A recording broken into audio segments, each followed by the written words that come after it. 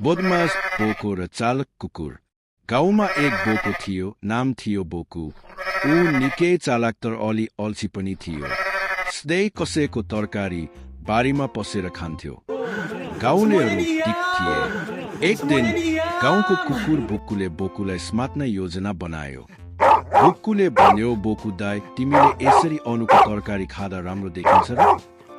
बोकुले टाउको हल्लाउँदै भन्यो, तरकारीहरू मलाई नै खान बनाइएका हुन् जस्तो लाग्छ।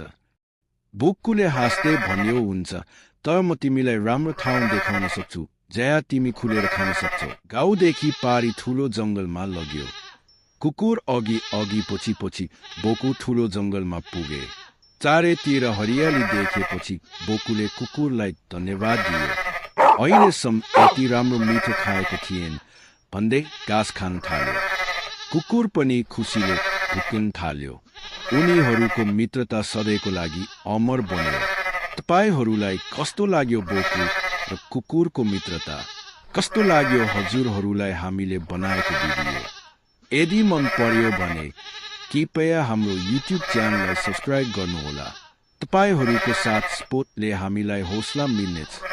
धन्यवाद। हजुरको दिन शुभ रहोस्।